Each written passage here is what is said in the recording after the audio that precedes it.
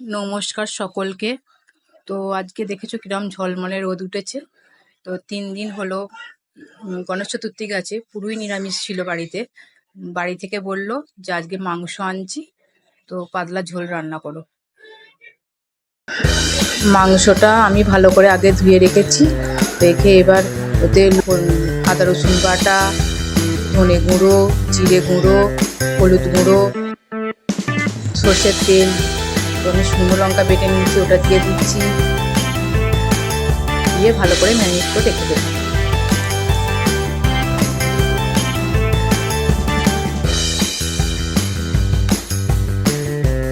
প্রথমে কড়াইতে তেল দিয়ে দেব,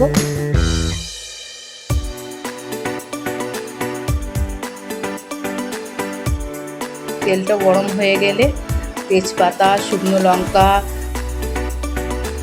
দারচিনি, এলাচ ফোড়ন দিয়ে দেব।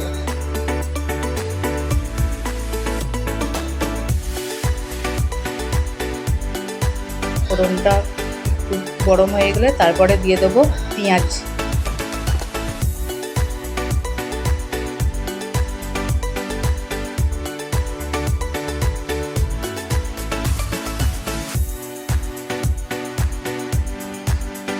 পেঁয়াজটা অর্ধেক ভাজা হয়ে গেলে আদা রসুন বাটাটা দিয়ে দেবো। আদা রসুন বাটাটা দিয়ে একটু ভালো করে মশলাটা কষে নেব।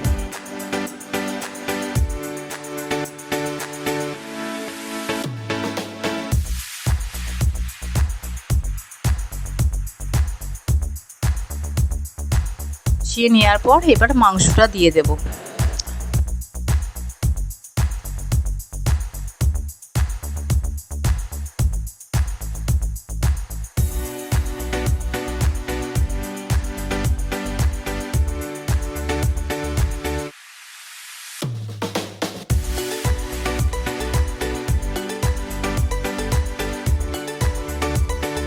মাংসটা দিয়ে কষতে কষতে নুন দিয়ে দেব। নুন দেওয়ার 15 মিনিট কষিয়ে নেব।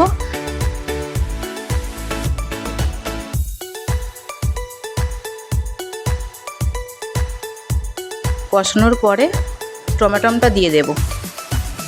টমেটোটা দিয়ে কষবো। কষানোর পরে আলুগুলো দিয়ে দেব। আলুগুলো দেওয়ার পরে মিনিট 5 কষিয়ে নেব। আগে আলুগুলো ভেজে নিয়েছিলাম, তোমরা চাইলে কাঁচা আলুগুলো মাংসতে দিয়ে দিতে পারো। কষানোর পর আমি এখানে গরম জল করে রেখেছি, সেটা দিয়ে দেব।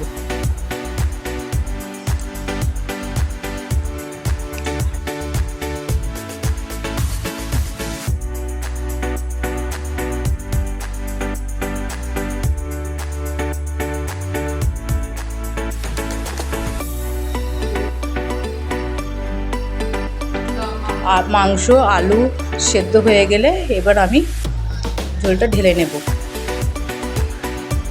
তোমরা এখানে গরম মশলা দিতে পারো, আমি দিইনি। প্রথমেই আমি এলাচ দারচিনি তখন দিয়ে দিয়েছিলাম বলে দিইনি।